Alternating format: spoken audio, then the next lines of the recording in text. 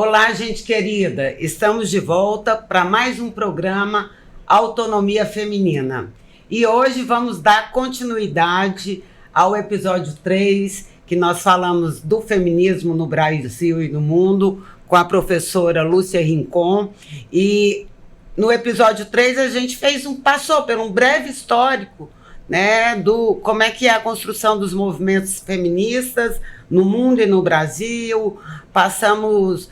Levantamos a questão das sufragistas que lutaram pelo voto, por mais direitos. Levantamos também as questões da diversidade do próprio movimento feminista, ou seja, tratamos da história do feminismo.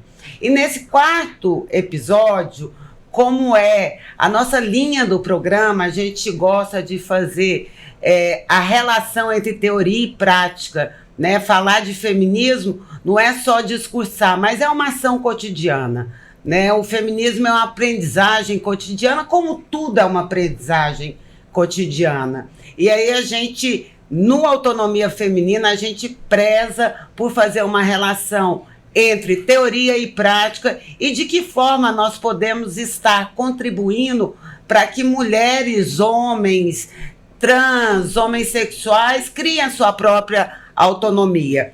E aí, professora Lúcia, a partir dessa linha, né, eu gostaria de saber sobre quais os desafios contemporâneos do feminismo e como a construção da autonomia pode ser promovida no cotidiano de vida das mulheres.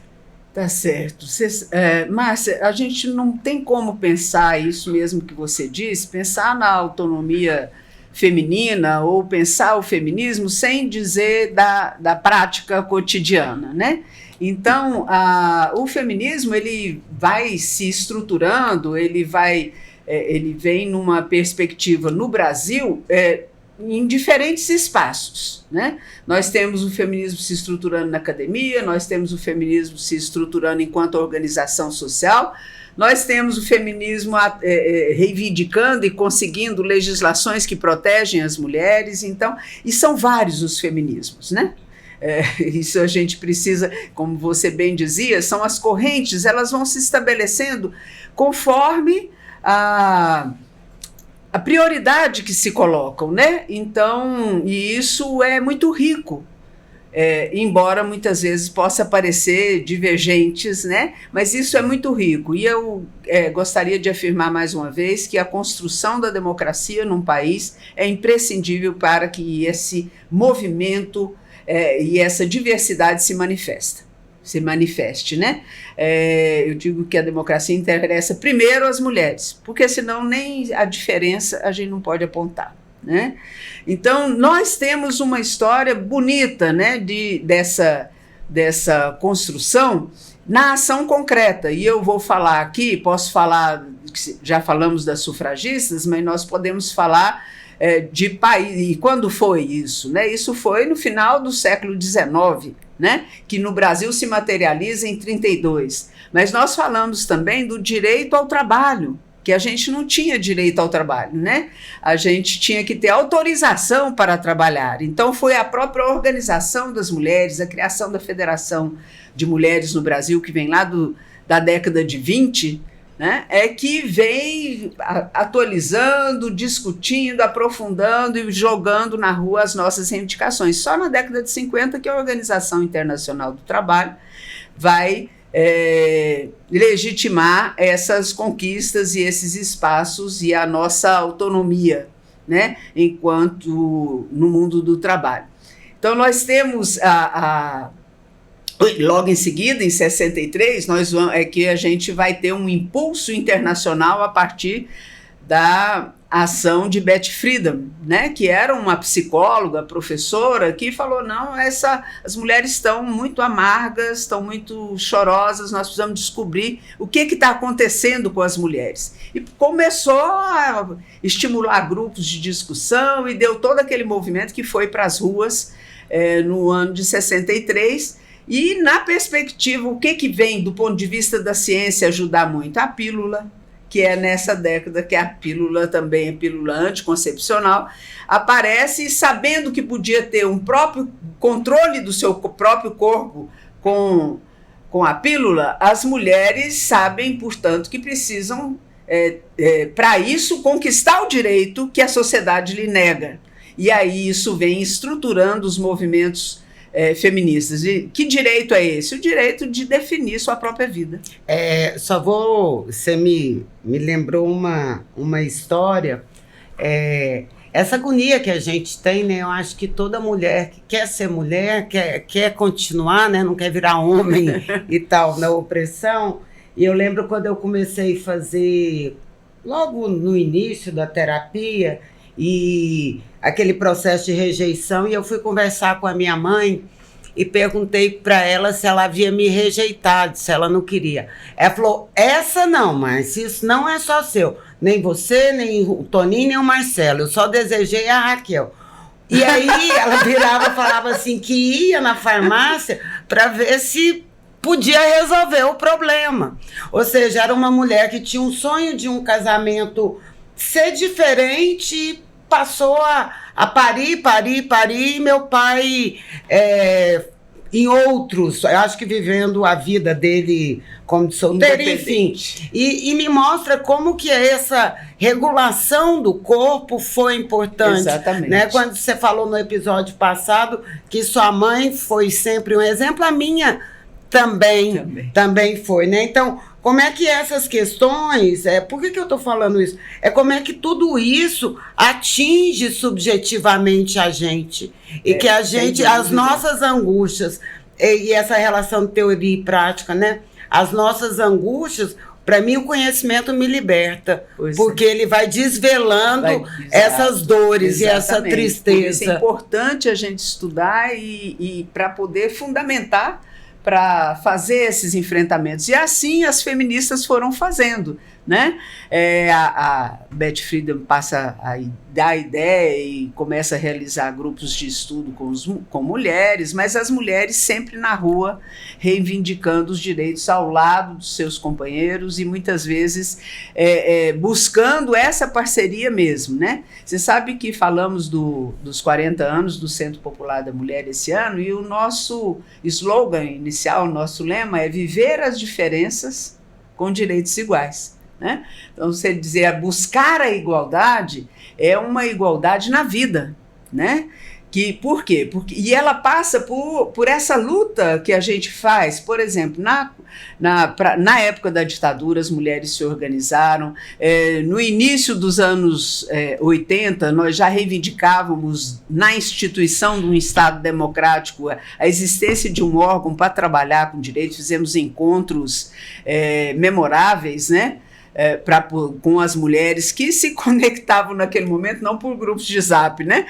Por telefonema, uma dificuldade danada, encontros caríssimos, e a gente foi se organizando. Fizemos, portanto, ali alguns encontros e o encontro feminista, inclusive um aqui em Goiás, em Caldas Novas, né? O 11º, se não me engano, Encontro Nacional Feminista, onde a gente organizava essas lutas ser em qualquer um desses espaços, né? E procurávamos fazer isso nacionalmente, uma ação articulada. A ONU, na década de 70, vai instituir o Ano Internacional a Década da Mulher. E aí todos os países que compõem a ONU são chamados a aderir àquilo. Então isso propiciou também possibilidade de nós aprofundarmos as abordagens sobre os diferentes aspectos da dominação que as mulheres vivem, da opressão que as mulheres sofrem e da exploração concreta, né? Então foram anos muito ricos, esses 10 anos que em 85 fomos fazendo novas conferências e em 95 fizemos a última conferência nacional da ONU, internacional, né, da ONU, que foi em Pequim. Em Beijing, né? Foi feito em Beijing, na China, onde se reuniram milhares de mulheres no fórum institucional e no fórum social, pressionando, sabe por quê? Por que eu estou fazendo questão de fazer o destaque? Porque no seu vídeo tem um momento lá que fala do reconhecimento das mulheres dos direitos humanos, né, que têm acesso aos direitos humanos. O grande tema da Conferência de Pequim, em 95, foi de nós aprofundarmos e garantir que os estados nacionais que estavam ali presentes assinassem um compromisso de que as mulheres são sujeito de direitos humanos. Agora vocês vejam que absurdo. Isso em 1995, e quase que foram mais de 30 horas de negociação, né? A Denise Carvalho participou do processo oficial, nossa ex-deputada, e ela dizia que era a pressão das igrejas, pressão dos estados fundamentalistas para que não se reconhecesse que as mulheres são sujeitos de direitos humanos. E é nesse processo que a gente vai caminhando, né? Essa é uma luta árdua. A gente costuma dizer que é a mais longa das lutas, porque ela depende também da cultura, ela depende do estado, da realidade econômico-social, né? Você me falando disso, eu queria tocar em 2 assuntos com você e depois a gente chegar agora, fazer um salto histórico para a gente chegar nesse momento mesmo das internets, dos coletivos e tal. E aí você estava, quando você fala disso, da questão dos nós, por que isso, né? Por que acontece isso com a mulher?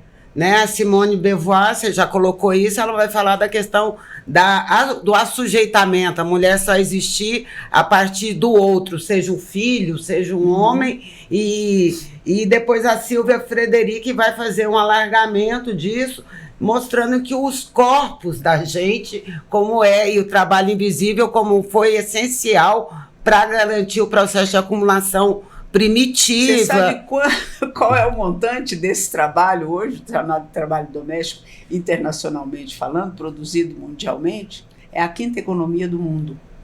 Tá vendo? E que não era remunerada, né? Era invisível, e até hoje. Tem mulher que tem tripla jornada de trabalho, ainda o companheiro dela vira e fala, não tem a janta, não tem um almoço, enfim. Exato. São lutas árduas. E aí, quando você estava falando da questão da conquista pelo trabalho, a Bell Hooks, eu gosto muito da Bell Hooks, e é isso, onde a gente vai.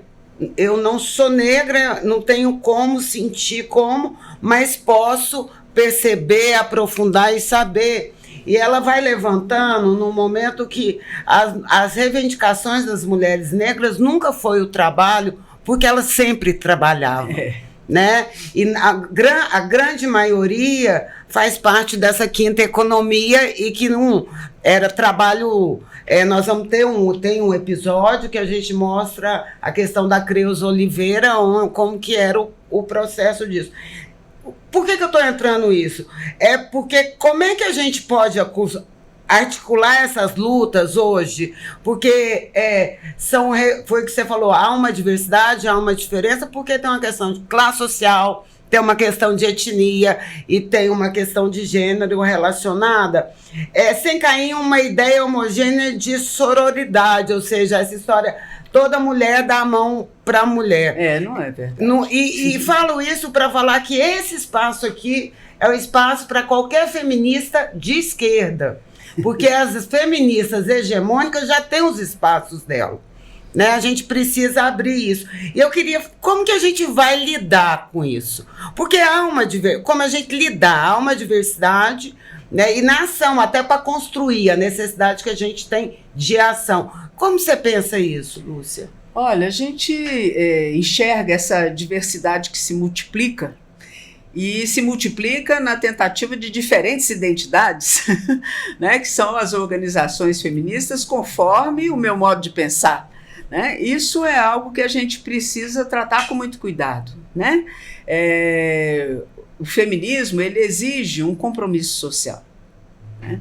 É importante que a gente entenda que existe o individual, o subjetivo e o social. Né? Ou o contrário, o social, o individual e o subjetivo. E às vezes as pessoas entendem que só o subjetivo vai fazer a realidade se transformar. Não vai. né? Não vai. Por quê? Porque nós estamos inseridos em momentos históricos particulares. Nós somos criados em situações concretas particulares, homens e mulheres. E é por isso que a gente diz que essa sociedade a gente precisa abordar isso como um todo. E no movimento feminista, então, nós temos procurado, nós fizemos vários encontros feministas para discutir qual é o nosso ponto central. Então, quando você diz as mulheres trabalhadoras, não se reivindica trabalho, né, Bell Hooks? A gente reivindica trabalho igual para trabalho de igual valor. Né? A gente reivindica o espaço público como espaço de trabalho, né? Por quê? Porque é um espaço do social, né? Não é um espaço só do individual, do particular, do meu lar, da minha família, mas é aquela outra parte do ser humano que é parte de um todo. E às mulheres foi negado isso, né? Então nós queremos o trabalho fora do lar, não porque a gente não goste da família, não porque a gente não queira ter filhos. São opções, são diferentes caminhos, né, que as pessoas tomam. Nós queremos esse trabalho para nos realizarmos, porque nós enxergamos o trabalho como espaço de realização humana. Então, muitas vezes eu trabalho no que eu não gosto, mas o ideal de uma sociedade igualitária é que nós possamos trabalhar naquilo que amamos, porque é isso que nos constrói, né? Então, nós queremos esse direito para as mulheres, né? E esse direito ele vem sendo batalhado com unhas e dentes, né? Às vezes as cotoveladas, mas na maior parte das vezes é um espaço que vem de forma organizada. Você veja, na década de 80, final da década de 80, tivemos 2 momentos de grandes mobilizações importantíssimos.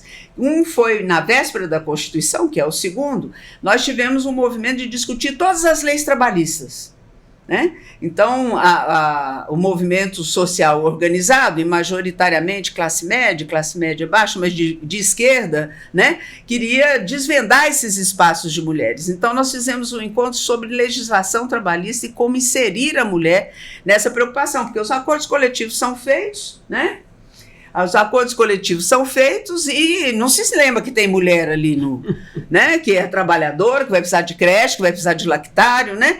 Então, nós fizemos uma proposta e um congresso nacional para discutir como é que era no mundo licença maternidade, licença paternidade, assédio moral, né? Um momento importantíssimo na realidade das mulheres brasileiras. E o outro foi a Constituinte. Nós fizemos a turma do batom, né, chamada naquela época, que eram as mulheres que queriam inserir a mulher na Constituição. E fizemos um trabalho muito bonito, onde mais de 90% das nossas demandas foram incorporadas na lei. Lamentavelmente, a lei não é a realidade, mas é uma meta. É um objetivo, é uma conquista, né? Professora Lúcia, a gente está caminhando para o final do programa. Que pena, porque é tanta coisa que a gente tem para falar, para dizer, e você está dando uma aula. Estou aprendendo, e essa questão, eu acho, essa questão da dialética, né, do social, do subjetivo e do individual, exato, é importantíssimo. Ou seja, a integralidade da humanidade, o que nos torna humano, né? O que nos torna humano. E aí, eu queria... a gente sempre faz uma pergunta no programa e que pode contribuir para as nossas telespectadoras, ouvintes, como que a autonomia, você percebe esse conceito na sua própria vivência e na vida das mulheres que acompanham o movimento feminista. Como é que é esse processo? Que dica que você tem para dar para as nossas telespectadoras, para as nossas ouvintes e para os nossos ouvintes também? Eu acho que dá tanta coisa para falar sobre isso. Uma delas, né, é que é difícil viver a autonomia, né? É importante a gente saber que nós estamos encarando a contracorrente. A autonomia é quando a gente toma conhecimento e não fica só no conhecimento. Vê essa realidade e fala, essa realidade serve para eu transformar a minha realidade. E isso é trabalhoso, né? Então, a autonomia só acontece nessa hora, né? Que eu tenho conhecimento e tenho condições de dizer, eu vou caminhar por aqui porque esse é é o caminho que eu entendo que é melhor para as mulheres. E isso não é fácil, nem sozinha e nem coletivamente, né? Nós enfrentamos uma necessidade do capital de nos subjugar. Então, o poder é grande, né? Mas vejam quanto nós já seguimos. E a gente costuma dizer, né? Uma grande feminista de Goiás, a Linda Monteiro, né? Ela diz assim, nós somos subversivas. E eles não entendem que nós estamos aqui, devagarinho, mudando pela base, né? E é isso mesmo, de forma subversiva. Eu acho que é esse o trabalho que a gente faz a partir do momento que toma consciência. Não dá para sair batendo, dando cotovelada só, né? Mas dá para a gente ir buscando os espaços de fazer essa mudança. E essa mudança, para a gente, é isso, é se apropriar, refletir sobre si e os seus caminhos. Ninguém quer ser subjugado, ninguém quer ser explorado. Todos nós e todas nós nascemos para ser felizes, é verdade? Para ser reconhecido, para ter amor, carinho, comida, lazer. Lúcia, eu te agradeço demais. Eu que agradeço. E você que está aí nos ouvindo, vou fazer um desafio. Pesquisa alguma mulher feminista da história, posta na rede, vamos divulgar, vamos tentar acabar com uma amnésia histórica das histórias das mulheres.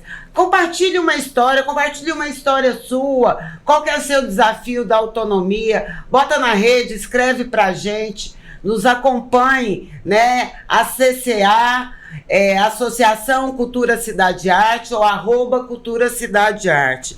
Agradeço demais a professora Lúcia, né? Ela traz um monte de coisa para refletir e mostrando que é possível ter e conquistar a autonomia. É difícil, porque é um exercício diário. A gente sente dor, a gente sente sozinho. É possível e gratificante. Mas dá prazer, né? Então, gente, muito obrigada e até o próximo episódio do Autonomia Feminina.